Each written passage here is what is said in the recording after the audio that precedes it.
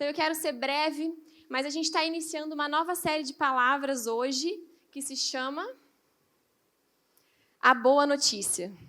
Fala para a pessoa que está do seu lado, a boa notícia. Vamos lá, a boa notícia. A gente vai fazer algumas mensagens dentro desse tema, né? E eu quero começar introduzindo essa série com vocês. Tá certo? Primeiro, eu quero começar dizendo o que é a Bíblia, o que é o Evangelho e qual a relação entre eles, certo? Para a gente entender o que é a boa notícia, a gente precisa entender o todo da palavra de Deus. Amém? A gente está buscando aqui um conhecimento completo daquilo que Deus quer nos revelar a partir da Bíblia. E a gente não pode simplesmente pegar algumas partes dela, a gente precisa entender o todo. Amém? Então, vamos lá. A Bíblia, talvez você não saiba, talvez você saiba, ela não é um conjunto de regras que você abre para fazer o seu devocional e você fica buscando o que eu posso, o que eu não posso fazer. Né? Você abre determinado texto, né? Quem nunca fez isso? Você põe a mão lá, você fecha o olho, você abre e fala o que eu vou tirar para a minha vida desse versículo. Muitas vezes a gente trata a Bíblia dessa forma, mas não tem a ver com isso. Porque a Bíblia não pode ser olhada como histórias isoladas, como partes isoladas. Porque se a gente lida com a Bíblia dessa forma, com certeza você não vai ter o total conhecimento da palavra de Deus. E como cristãos, a gente precisa buscar ter um conhecimento completo da palavra. Caso contrário, a gente vai viver uma vida ilusória, que a gente acha que está caminhando no sentido certo, e na verdade nós não estamos. Amém? Então, não é por conta de ignorância, assim, não temos acesso ou não temos como descobrir qual que é a história verdadeira da palavra de Deus, porque, de fato, nós temos total acesso a ela. Amém? E não só ela, mas ao Espírito Santo também. Então, é um erro muito grave a gente olhar para partes isoladas da palavra de Deus e tentar adaptar a palavra à nossa própria vida. E a verdade não é que muitas vezes a gente lida com a Bíblia dessa forma. Quantas vezes você vai como um consumidor para a Bíblia querendo extrair alguma coisa que você está precisando para aquele momento, não é? E claro, também tem a preciosidade, os tesouros da palavra de Deus, também nós podemos administrá-la dessa forma, mas não apenas dessa forma, senão a gente vai deixar de compreender ela por inteiro. Então, ela não é simplesmente um conjunto de histórias de como a gente deve viver, né, sobre a moral que a gente deve levar nessa vida, né, porque senão a gente perderia a mensagem central dela. E, infelizmente, eu creio que muitos cristãos têm vivido uma vida nessa terra perdendo o que é a mensagem central da palavra de Deus. Qual é a mensagem central da palavra de Deus? E a minha oração nessa noite é para que não falte compreensão, para que a gente não tenha uma compreensão enganosa e nem pela metade da palavra de Deus, para que a nossa caminhada seja certeira, seja rumo ao alvo. Amém? Para que a gente possa alcançar tudo aquilo que Jesus tem para nós. É isso que você deseja? Acho que a maior tristeza deve ser alguém gastar a sua vida inteira buscando algo, chegar no fim e perceber que não alcançou, né? Então, nós não podemos, como cristãos, permitir que isso aconteça com as nossas vidas, com a nossa jornada cristã. Então, a Bíblia, como nós ouvimos bastante na conferência... Quem estava na conferência? Legal, foi precioso demais, né? Como vários pastores falaram, eu lembro do Vitor falar, do Fábio falar, que a Bíblia ela é uma narrativa de redenção. Do começo ao fim, a Bíblia é uma narrativa de redenção. Não são histórias isoladas, são histórias completamente conectadas que apontam para um mesmo lugar. Amém? Isso é básico para a gente começar a entender a palavra de Deus. A Bíblia, essa história de redenção é a história do quê? A história do o que havia de errado com a raça humana e o que Deus fez para resolver esse problema da raça humana, certo? Então, toda a palavra de Deus, ela aponta para a redenção em Cristo Jesus. Toda a Bíblia aponta para a redenção em Cristo Jesus. Se você já teve a oportunidade de estudar a aula de alianças, por exemplo, a gente estuda todas as alianças, né? Os detalhes, né? A gente estuda os detalhes, tudo que envolve as alianças que foram acontecendo ao longo da palavra de Deus, né? Fresco aí na memória, né, Beca?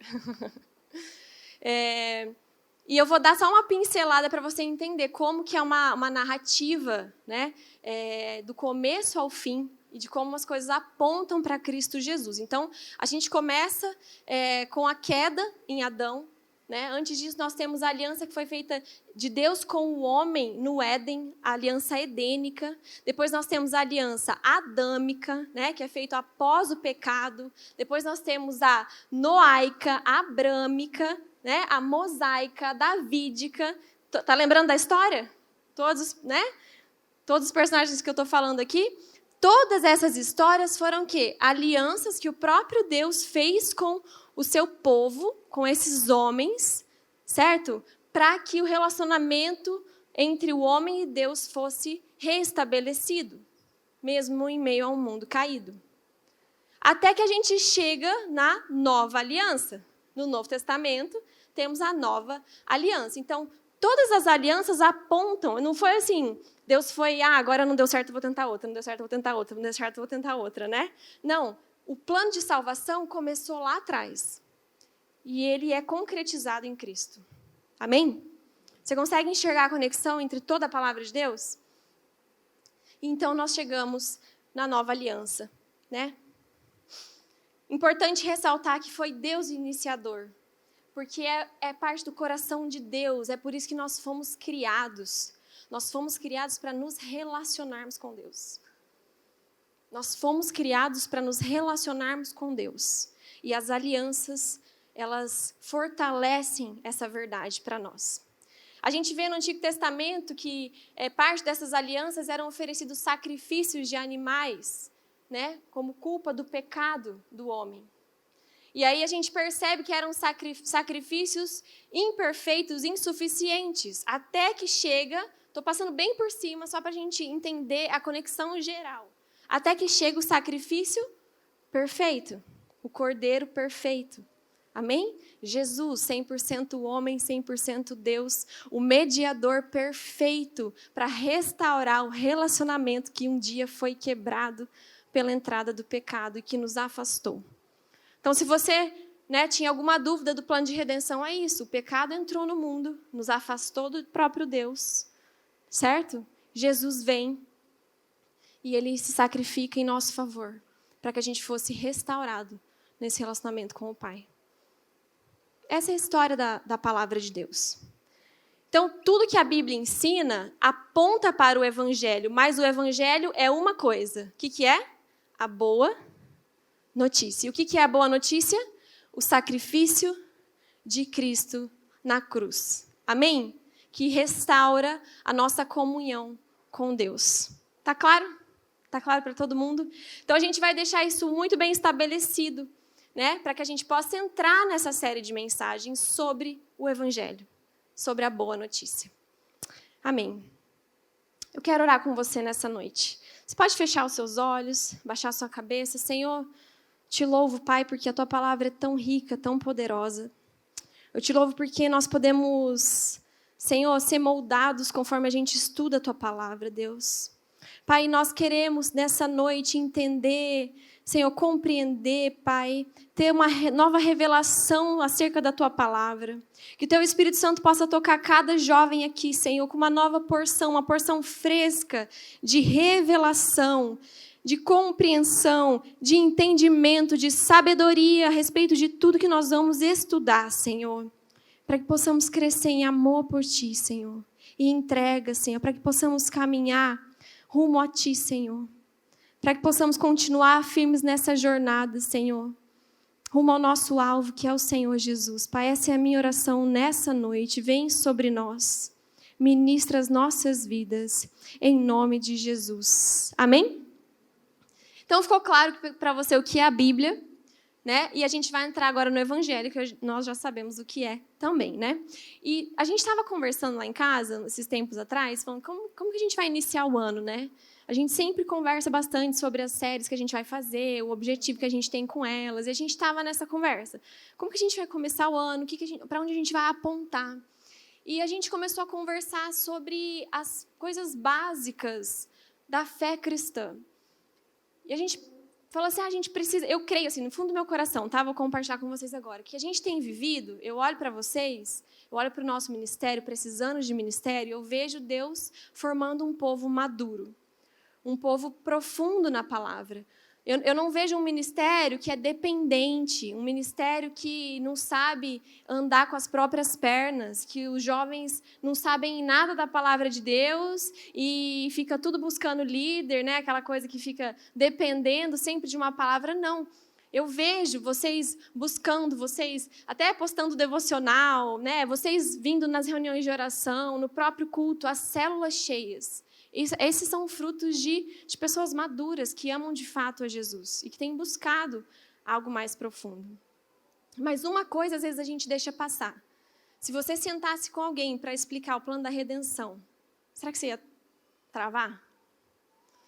Se você sentasse com alguém e você precisasse falar da obra de Cristo na sua vida, por onde você começaria? Como você explicaria? Será que essa verdade é viva no seu coração a ponto de você, numa mesa de conversa, expor a boa notícia com naturalidade, com autoridade, com entendimento? Entende o que eu estou falando? Isso nos falta, não é verdade? Isso nos falta. Então, nosso objetivo, através dessa série, é transformar esse assunto, a boa notícia, em algo muito real, muito perto de nós, para que a gente possa, então, proclamar essa boa notícia. Mas antes de proclamar, ela precisa estar muito firmada nos nossos corações, na nossa mente. Amém? Então, hoje eu vou falar sobre isso. Depois, nas próximas três cultos que a gente vai ter, vai continuar uma série de mensagens. Vamos falar sobre Gênesis, sobre Romanos e aí sobre Apocalipse. Então, vai ser muito legal. Mas partiu disso. Será que a gente consegue apresentar a boa notícia de forma simples e profunda? Porque é isso que é a obra de Jesus na cruz. É simples, não tem por que ficar rodeando. Mas ela é profunda. Ela é profunda. Ela é transformadora. Não é qualquer história, não é qualquer boa notícia. Amém? E para isso, a gente vai focar nessa noite em Colossenses capítulo 1. Se você está com a sua Bíblia, abre lá em Colossenses capítulo 1, que é o texto que a gente vai ficar nessa noite.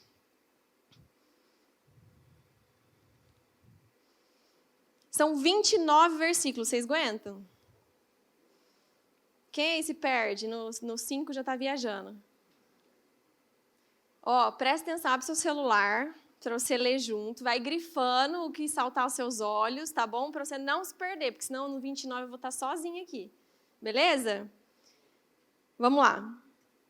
Colossenses 1. Eu, Paulo, apóstolo de Jesus, pela vontade de Deus, escrevo essa carta junto com o nosso irmão Timóteo, aos irmãos fiéis em Cristo, o povo santo na cidade de Colossos. Que Deus, nosso Pai, lhes dê graça e paz.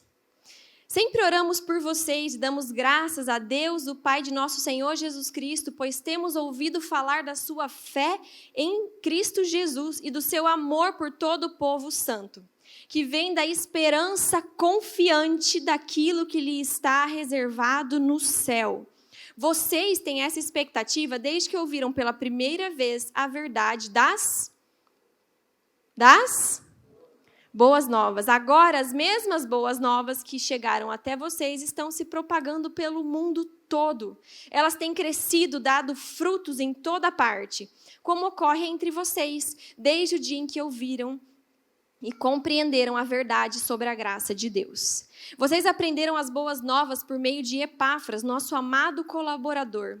Ele é servo fiel de Cristo e nos tem ajudado em favor de vocês. Ele nos contou do amor que o Espírito lhes tem dado. Por isso, desde que ouvimos falar a seu respeito, não deixamos de orar por vocês. Pedimos a Deus que lhes conceda pleno conhecimento da sua vontade e também sabedoria e entendimento espiritual.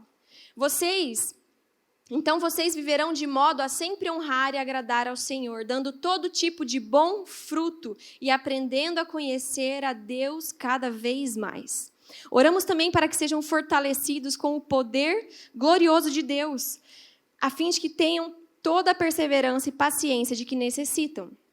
que sejam cheios de alegria e sempre deem graças ao Pai. Ele os capacitou para participarem da herança que pertence ao seu povo santo, aqueles que vivem na luz. Ele nos resgatou do poder das trevas e nos trouxe para o reino do seu Filho amado, que comprou nossa liberdade e perdoou nossos pecados.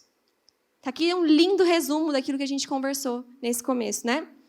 O Filho é a imagem do Deus invisível e é supremo sobre toda a criação, pois por meio dele todas as coisas foram criadas, tanto nos céus como na terra, todas as coisas que podemos ver e as que não podemos, como os tronos, reinos, governantes e autoridades no mundo invisível, tudo foi criado por meio dele e para ele. Ele existia antes de todas as coisas e mantém tudo em harmonia. Ele é a cabeça do corpo, que é a igreja. Ele é o princípio supremo sobre os que ressuscitam dos mortos. Portanto, ele é o primeiro em tudo. Pois foi do agrado do Pai que toda a plenitude habitasse no Filho, e por meio dele o Pai reconciliou consigo todas as coisas. Por meio do sangue do Filho na cruz, o Pai fez as pazes com todas as coisas, tanto nos céus como na terra. Quase lá, mais 8. Isso inclui vocês que antes estavam longe de Deus, eram seus inimigos, dele separados por seus maus pensamentos e ações. Agora, porém, ele os reconciliou consigo por meio da morte do Filho no corpo físico. Como resultado, vocês podem se apresentar diante deles, santos, sem culpa e livres de qualquer acusação. É preciso, porém, que continuem a crer nessa verdade, e nela permaneçam firmes. Não se afastem da esperança que receberam quando ouviram as boas novas que foram anunciadas em todo o mundo, e que eu, Paulo, fui designado servo para proclamar. Alegro-me quando sofro por vocês em meu corpo, pois participo dos sofrimentos de Cristo, que continuam em favor de seu corpo, a igreja. Deus me deu a responsabilidade de servir seu povo, anunciando-lhe sua mensagem completa. Essa mensagem foi mantida em segredo por séculos e gerações, mas agora foi revelada ao seu povo santo, pois Deus queria que eles soubessem que as riquezas gloriosas desse segredo também são para vocês, os gentios. E o segredo é esse: Cristo está em vocês. E o que lhes dá a confiante esperança de participar de sua glória. Portanto, proclamamos a Cristo, advertindo a todos e ensinando a cada um com toda a sabedoria para apresentá-los maduros em Cristo. Forte, né? Todo mundo acompanhou? Eu recomendo você ler esse texto com calma na sua casa de novo, porque tem muita coisa aqui. Tem muita coisa profunda, muita coisa linda que é compartilhada nesses versos. E a gente vai, então... Primeiro eu vou trazer para você alguns aspectos para a gente deixar muito bem estabelecido o que é o Evangelho e o que o Evangelho não é. Tá certo? E depois nós vamos entrar em alguns uns tópicos práticos a respeito desse capítulo 1. Amém? Vamos lá?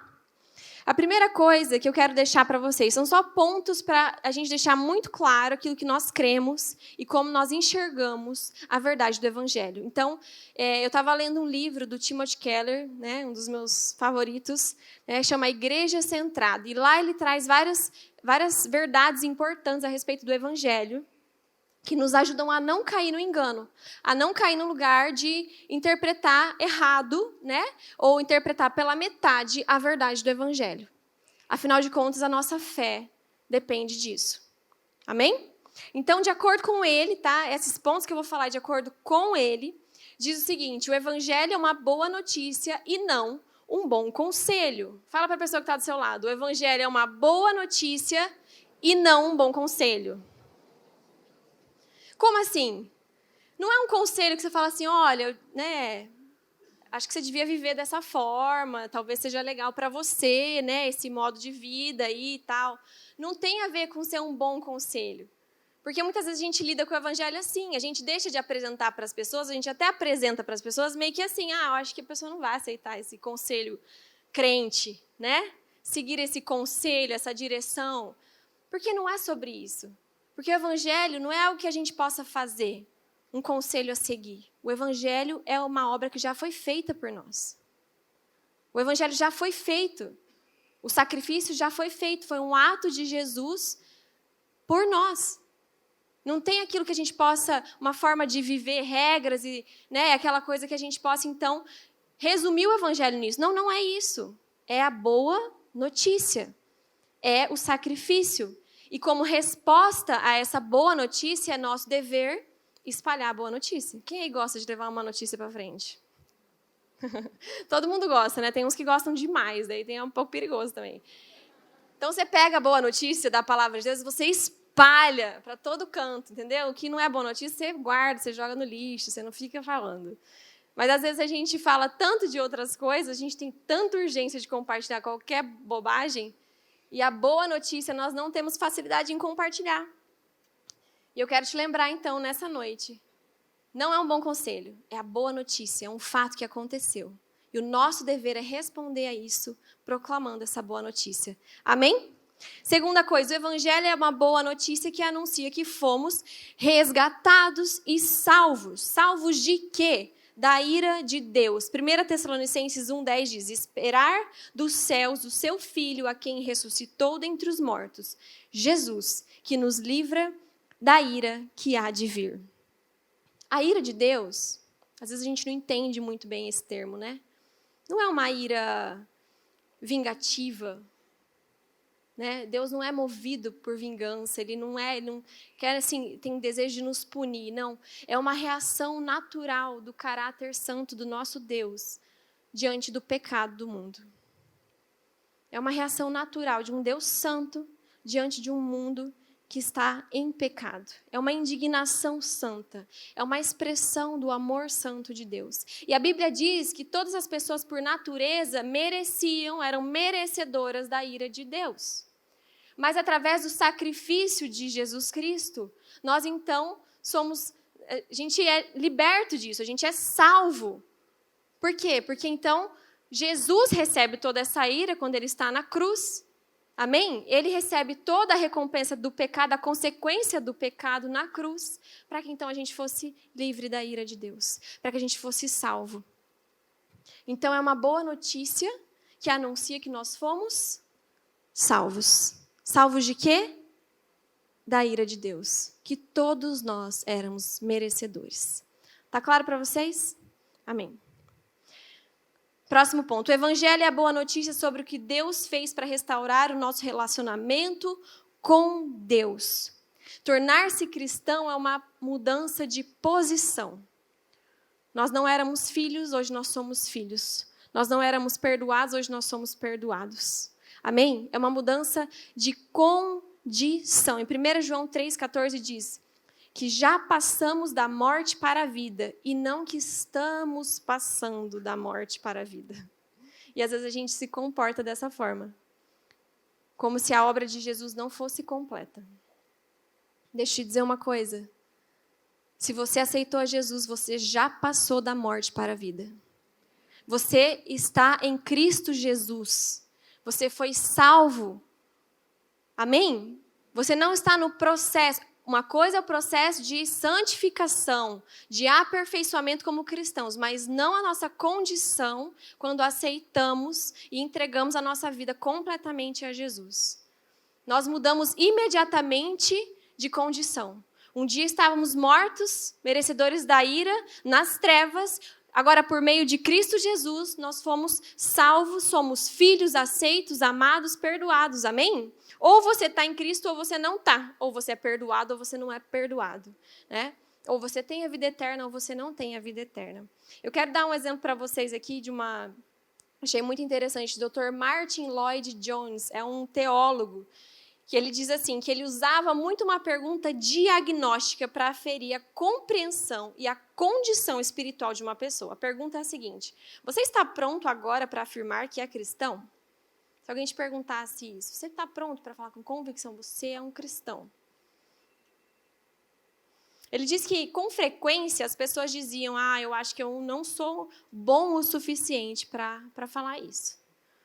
não sou tão bom assim, não, olha meus pecados, né? Olha para a minha vida, olha como eu estou, enfim, talvez eu não sou tão bom para afirmar isso, né? É o que ele relata que acontecia com muita frequência.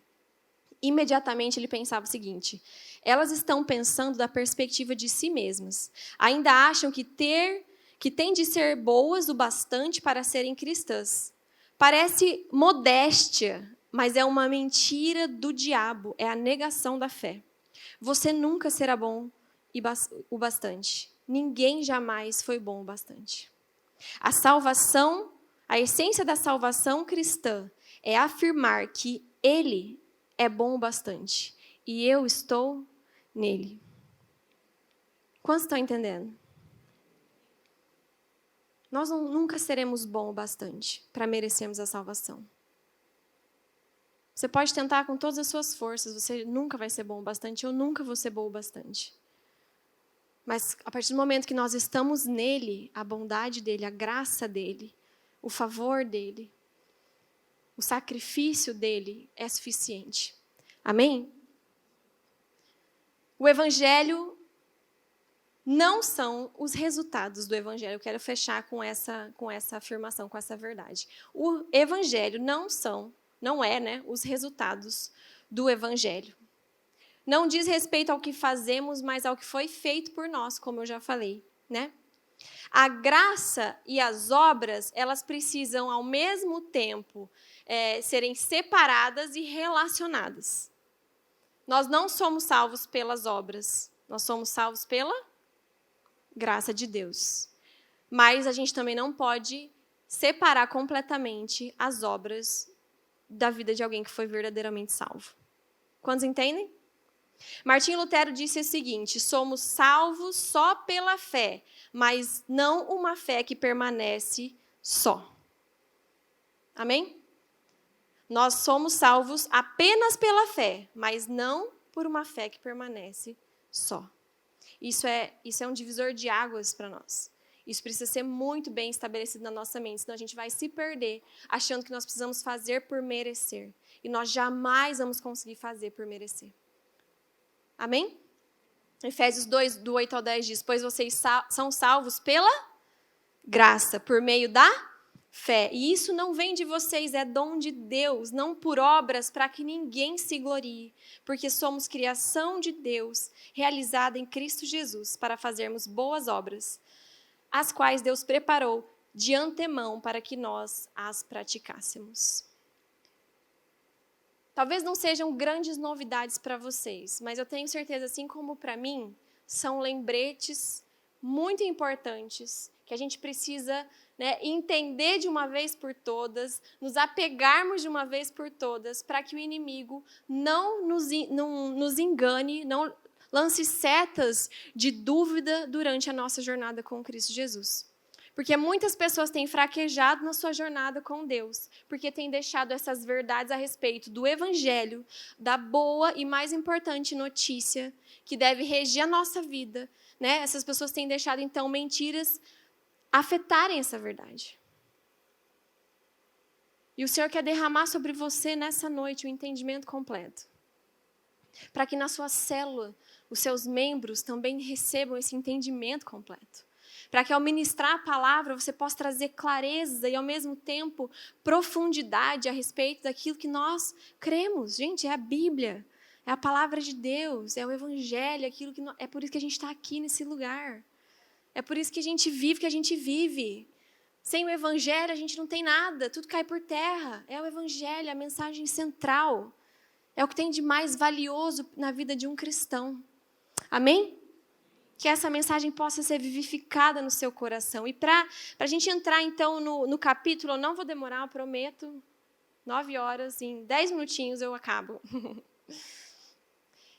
Eu quero falar com vocês, já falei sobre o que o Evangelho é e o que ele não é, para a gente ter uma base boa, né, para as próximas mensagens. Agora eu quero falar sobre o que o Evangelho faz. Fala comigo, o que o Evangelho faz.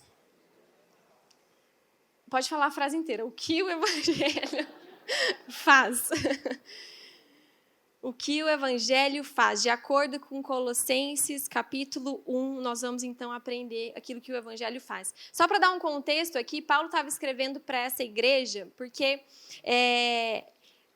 a gente viu ali no versículo... Cadê? Fala sobre Epáfras, né? Não achei agora. Mas ele foi aquele que apresentou as boas novas para essa igreja, né? Esse homem. E ele vai visitar Paulo na prisão. E aí ele compartilha com Paulo os desafios que ele está vendo naquela igreja, que eram desafios onde falsos ensinamentos estavam afetando a primazia de Cristo naquela igreja, o lugar de Cristo naquela igreja. Então, tem tudo a ver com aquilo que a gente está falando. Por quê? Porque Paulo vai, então, corrigir um falso ensino. Vai dizer assim, vocês não podem deixar contaminar o verdadeiro ensino, vocês não podem tirar Cristo do lugar que ele deve ficar, certo? Então, é nesse contexto que essa carta é escrita, certo? Então, a gente vai tirar agora 4 pontos que a gente aprende com esses versículos. Primeiro deles, versículos 4 e 5, lembrando vocês, diz assim: pois temos ouvido falar da sua fé em Cristo Jesus e do seu amor por todo o povo santo, que vem da esperança confiante naquilo que está reservado no céu. Vocês têm essa expectativa desde que ouviram pela primeira vez a verdade das boas novas. Uma verdade que eu enxergo aqui é que o Evangelho nos preenche. Fala comigo, o Evangelho nos preenche. Paulo está falando de uma expectativa confiante naquilo que está reservado no céu. Essa expectativa ela começou quando? Quando eles ouviram a respeito da boa nova. Quando nós recebemos a Cristo, eu quero te convidar a fazer um vídeo aí da sua história. Quando você recebeu a Cristo, quando você entendeu a verdade do Evangelho, isso traz uma expectativa diferente para o seu coração. Isso traz uma perspectiva diferente para a sua vida. Isso muda completamente a sua forma de se relacionar com as pessoas, a sua forma de viver o seu dia a dia. O Evangelho, ele deve nos preencher. Caso contrário, você não está desfrutando do Evangelho verdadeiro. A verdade de Jesus, ela preenche o meu e o seu coração. Se você está aqui nessa noite, você ainda não se sente preenchido, você precisa buscar por um novo nível de revelação de Jesus. Porque Jesus preenche o vazio do nosso coração. Quantos aí já sentiram um vazio dentro do seu coração? Só? Eu já senti. Eu me lembro uma vez que eu estava em casa, e assim, só para um contexto bem rápido, desde que eu tenho 3 anos, minha mãe se converteu nessa casa. Tenho foto com o Pedro e com a Ana, né? Desde de criancinha. Então, desde que eu me conheço por gente, eu estou na igreja. Mas teve um momento da minha adolescência que eu estava pelá pecar, né? O famoso pelá pecar. Né? Você está pelá pecar, cuidado, hein? E eu estava vivendo dessa forma nessa época, só que estava tudo bem, eu vinha na igreja, não faltava no culto, eu ia na célula, eu ia em todos os acampamentos, estava super ali, frequente nas coisas da igreja. Mas o meu coração não estava nas coisas do Senhor, tá? Meu coração estava nas coisas do mundo, minhas amizades eram todas do mundo, né? Coisas que eu fazia não eram parte do plano de Deus para a minha vida.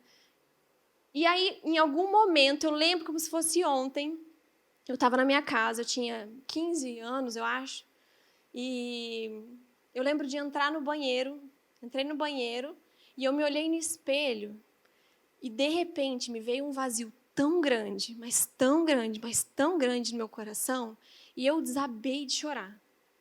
Eu não conseguia parar de chorar. E eu tentava conter meu choro porque eu não queria que minha família o escutasse, né? A Sara era pequenininha ainda, né? A gente tem 6 anos de diferença. Meu irmão também está aqui no ministério, 3 anos mais velho que eu. Mas lembro do meu pai estar por perto ali, perto do meu banheiro, e eu me segurando porque eu não queria que ele visse, porque eu não sabia explicar o que estava acontecendo. Se ele me perguntasse, por que você está chorando? Eu não sabia dizer, eu não sabia explicar. Eu só sentia um aperto no meu coração e um vazio profundo. E eu comecei a orar, porque eu conhecia alguma coisa de Deus, né? Eu falei, Deus, o que está acontecendo? O que é isso?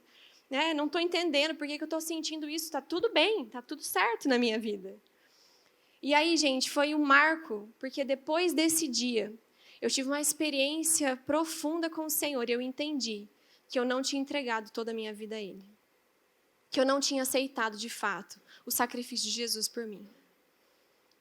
E depois desse dia foi um marco porque eu passei todas as amizades que eu tinha, né, fora da igreja, tinha assim, contatos aqui da época da infância, mas a gente tinha se afastado muito. E todos os contatos que eu tinha fora da igreja, eu comecei a deixar para lá, convidei todo mundo para vir. Eu trouxe várias amigas na época que vieram, fizeram integração, mas hoje, infelizmente, nenhuma permaneceu. E aí eu me desapeguei dessas amizades, terminei um relacionamento que eu estava envolvida na época de forma errada, contra a permissão dos meus pais. Eu lembro que eu apaguei todas as minhas músicas seculares do meu computador, selecionei tudo, assim, olhei para elas e falei, deletei tudo. Eu fiz tudo que eu precisava fazer, depois desse momento que eu tive com o Senhor. E eu lembro de vir nos cultos, eu lembro de estar nas coisas com o meu coração queimando de um jeito diferente. Demorou um tempo até eu fazer amizades, né? De eu firmar relacionamentos de fato aqui. Não foi um tempo fácil, mas deixa eu te dizer uma coisa. Eu nunca me senti tão completa na minha vida quando eu fiz isso. Se você tem algo que te deixa presa com as coisas do mundo, eu quero te dizer nessa noite, o Evangelho é quem vai preencher o vazio do seu coração. Enquanto você tentar conciliar o mundo com as coisas do Senhor, o Evangelho não vai ser compreendido de verdade para você. Você não vai conseguir desfrutar disso, porque Jesus, ele se entregou por inteiro. Você deve entregar a sua vida a ele por inteiro. Jesus não espera nada mais do que você por inteiro, seu coração por inteiro. Assim como foi falado aqui, o John falou no final do louvor, nós não precisamos de nada além de Cristo, nada além de Jesus. Talvez isso pareça uma coisa bonita de se ouvir aí para alguns de vocês. Mas o Senhor quer se apresentar a você como o único Senhor, o único suficiente para preencher o seu coração. E é isso que vai te manter na jornada cristã. É isso que vai fazer você chegar no final com sucesso. Se você entender essa verdade, se você deixar o Evangelho preencher a sua vida. A segunda verdade que eu enxergo nesse capítulo é que o Evangelho nos transforma. Versículo 6 diz, agora as mesmas boas novas que chegaram até vocês estão se propagando pelo mundo todo. E elas têm crescido e dado frutos em toda parte. Sabe que os frutos da caminhada cristã, eles não vêm de forma natural, assim, automática, né? Simplesmente você aceita Jesus e tudo é transformado. Não. É pelo agir do Espírito Santo em nós. Mas, de fato, quando aceitamos a verdade do Evangelho, nós somos transformados. Não é porque você vai decidir mudar todos os seus hábitos, porque na sua força você pode até conseguir por um tempo. Você pode tentar não ver pornografia, você pode tentar não se envolver com ninguém, você pode tentar não viver o sexo antes do casamento, você pode tentar tudo isso. Mas vai durar pouco tempo se não for uma obra transformadora do Espírito Santo a partir da verdade, do entendimento completo da obra salvífica de Jesus. Tudo provém desse lugar. Tudo vem desse lugar. Mas a verdade é que o Evangelho nos transforma, ele deve nos transformar. Esse é o poder que existe na palavra de Deus. É a obra que o Espírito Santo quer fazer na sua vida. Lá em Gálatas 5, 17 ao 26, vocês conhecem. Eu quero ler com vocês rapidinho.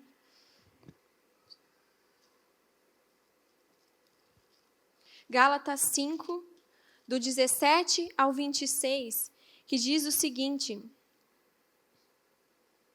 a natureza humana deseja fazer exatamente o que é oposto do que o Espírito quer. O Espírito nos impele na direção contrária àquela desejada pela natureza humana. Essas duas forças se confrontam o tempo todo, de modo que vocês não têm liberdade de pôr em prática o que intentam.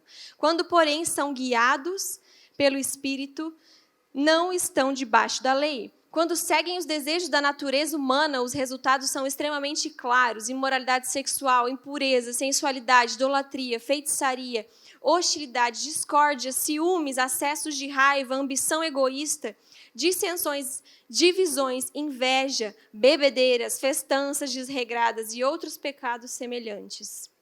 Repito o que disse antes: quem pratica essas coisas não herdará o reino de Deus, mas... Diz assim, mas o Espírito produz este fruto: Amor, alegria, paz, paciência, amabilidade, bondade, fidelidade, mansidão e domínio próprio. Não há lei contra essas coisas. Não importa qual pecado que eu acabei de ler que você se relaciona, meu querido e minha querida, se você está em Cristo Jesus, pela força do Espírito Santo, pelo poder transformador do Espírito na sua vida, você pode abandonar essa vida. É isso que o Senhor tem para você. O Senhor quer trocar a sua vida de tristeza pela alegria do Espírito. O Senhor quer trocar talvez uma vida mergulhada na imoralidade sexual por uma santidade que depende apenas do Espírito Santo, de um relacionamento com Jesus e não com outras pessoas. O Senhor quer trocar talvez um espírito de raiva, de ira, por mansidão, por domínio próprio. Talvez se eu passasse o microfone aí, muitos de vocês poderiam me falar, eu antes era assim, hoje eu sou assim, pela força do Espírito. Quem aí quer compartilhar uma coisa? O que o Espírito tem feito na sua vida? Algum corajoso? Precisa ser natural para a gente falar. Eu lutava com isso, ou eu ainda luto, mas o Espírito Santo tem me feito caminhar dessa forma. Um voluntário? Você vai servir de encorajamento para os seus irmãos nessa noite. O Espírito Santo está fazendo ou não está fazendo? Talvez você era uma pessoa irada. Quem aí lidou muito com a ira? Você tem buscado no Senhor um espírito, né, de paz, de mansidão. Levanta a mão. Você não precisa confessar seus pecados, tá? É só falar, vem cá, Gu, por favor. Aê, muito bom. Bom, quem me conhece aí... Peraí que tá dando microfone aqui. Quem me conhece há mais tempo sabe que eu fui um cara bem tímido, assim, principalmente no início da minha adolescência. Tinha muita vergonha, me achava deslocado, assim, totalmente deslocado. Acho que você lembra, né, dessa época. E foi o Espírito Santo e também a vida em comunidade aqui, né, na família, que me transformou. Eu falo hoje que eu era tímido e ninguém acredita, né? Então, é isso. Eu tinha até esquecido. Mais alguém quer compartilhar o que Deus tem feito na sua vida? Talvez você era cheio de medo. E o Senhor tem te dado um espírito de tranquilidade, de paz, de ousadia, de confiança. Eu não sei, mas essas verdades precisam ser claras para você. O que o Espírito tem feito no seu coração. O que o Espírito Santo tem feito na sua vida. Porque a palavra diz que a palavra é transformadora. A ação do Espírito Santo nos transforma de dentro para fora. Se você há muito tempo não sente o Espírito Santo mexendo dentro de você, colocando as coisas nos seus devidos lugares, então, pera lá. A gente precisa parar, voltar para o rumo. Amém? Voltar a uma vida de dependência do Espírito. Eu sempre falo isso, que quando eu me afasto da presença de Deus, eu percebo o pior de mim. Gente, eu não estou falando uma questão de estar em Deus ou não, mas basta alguns dias sem fazer o devocional, para ilustrar como nós precisamos do Espírito Santo. Certo? Se eu passo alguns dias sem ler a minha Bíblia, sem ter um tempo de qualidade, porque, convenhamos, não vou mentir para vocês, com 3 filhos, tem semanas que são um caos. Se eu não acordo cedinho, já foi meu tempo de qualidade com o Senhor. Se eu estou exausta, sei lá, cheguei muito tarde no Spark, meu Deus, né? Chegava super tarde, eu não conseguia acordar cedo para, né, fazer o meu tempo de qualidade com Deus. Né? Quem nunca? Mas é certeiro, se eu passo alguns dias assim, começa a brotar impaciência. Eu sou uma pessoa irritada, começa a ficar chata. Começa a ficar, sabe, as intenções do meu coração, as motivações do meu coração. Eu falo, epa, o que está acontecendo aqui dentro?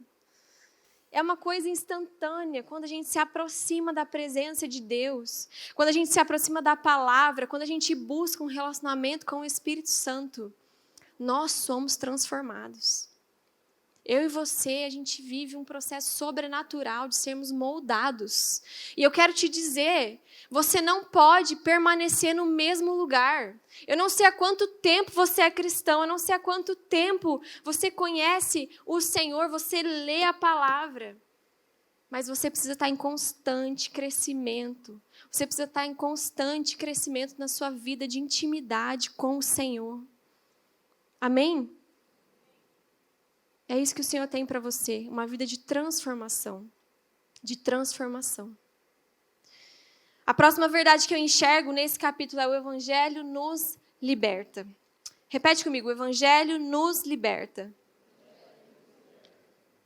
O Evangelho nos liberta. No versículo 22 diz assim: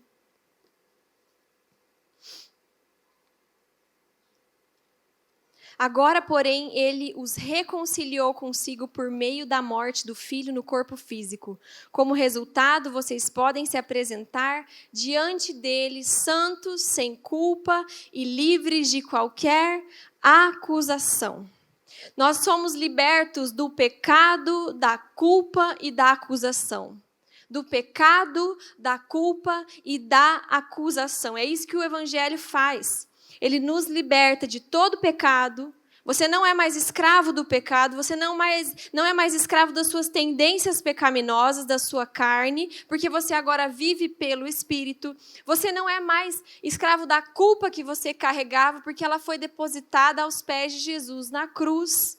Então, antes, uma vida de fardo, uma vida pesada, uma vida se sentindo indigno, hoje você não sente mais isso. Você sabe que não é merecedor, mas pela graça, você está livre da culpa. Você está livre da culpa. Você está livre da acusação do inimigo.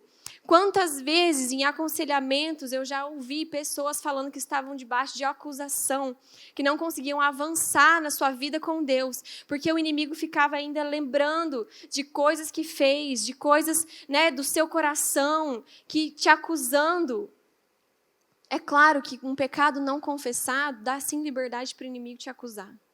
Porque é um princípio da palavra de Deus. Nós devemos confessar, não para sermos perdoados, mas para que haja cura em nós. Nós confessamos para ser perdoados diante do Senhor.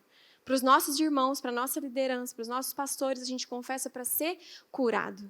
E muitas vezes a gente precisa passar por isso, para que a voz do inimigo não mais penetre na nossa mente, no nosso coração, trazendo acusação. Porque não existe mais nada escondido na sua vida. Eu quero te encorajar, se tem algo que você precisa confessar, abra sua boca, meu querido. Eu lembro que quando eu comecei a ter essa experiência com Jesus, eu vivi, uns meses de confissão assim, constante. Eu chegava para minha líder era a Marcela. Cadê a Marcela? Está aí? Não é verdade? Confessei muita coisa, né? E eu chegava para ela e confessava. Daí eu falava: agora está tudo bem. Aí, dali a pouco, eu lembrava de outra coisa. Daí eu ia lá e voltava e confessava novamente. Daí eu lembrava de outra coisa. Parecia que era prestação, né? A confissão. Porque o Espírito Santo ia me incomodando. Ia me incomodando. E eu falava: quer saber? Que se dane. Eu vou falar. Eu vou ter vergonha de quem? Eu quero estar bem com Deus. Eu quero estar com a minha vida certa diante do Senhor. Então, não se prenda a medo de julgamento de pessoas. Se o inimigo está te julgando, se o inimigo está te condenando, cala a boca do inimigo. Acerta a sua vida. Confessa para o Senhor. Abra a sua vida para a sua liderança e desfruta da cura que existe nesse lugar. Não se permita ser retido na sua caminhada com Jesus.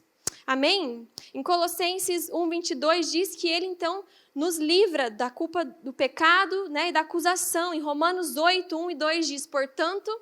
Todo mundo conhece essa passagem, né? Agora nenhuma condenação há para os que estão em Cristo Jesus, que não andam segundo a carne, mas segundo o Espírito. Fala com força.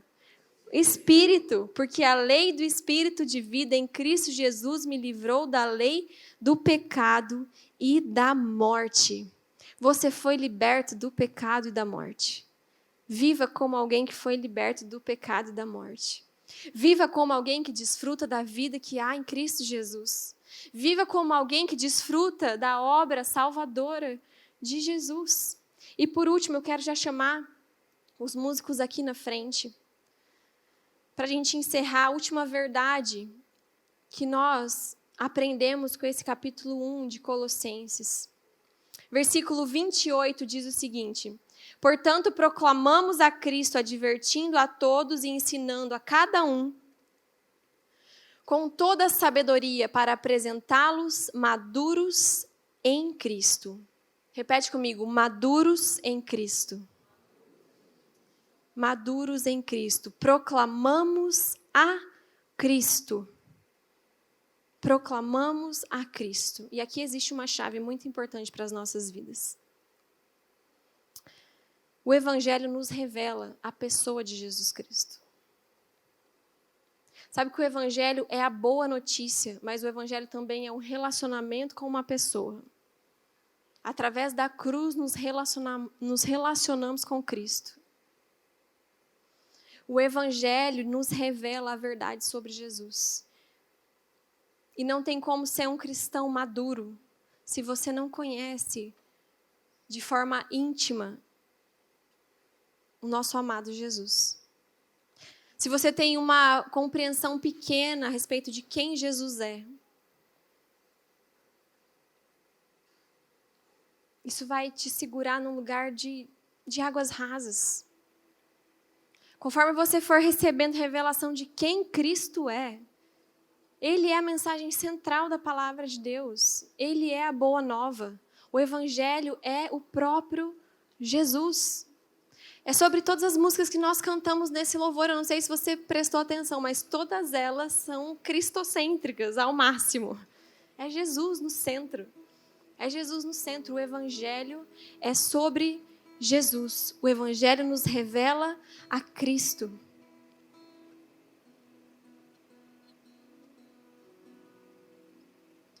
E eu tenho certeza que quanto mais revelação da parte do Senhor você receber, mais maduro você vai se tornar.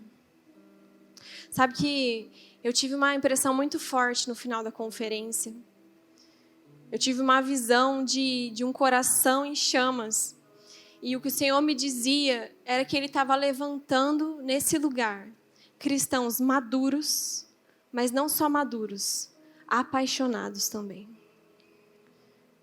Maduros e apaixonados. Porque não tem como a gente falar sobre Jesus, falar sobre a obra de Jesus na cruz e a gente não sentir o nosso coração queimar. Se você não tem sentido assim, eu te desafio essa semana a ler todos os dias sobre essa verdade. A orar, Senhor, revela-te a mim, revela a sua obra redentora ao meu coração. Eu não posso ser um cristão que não entendo plenamente o fato mais importante da história de toda a humanidade.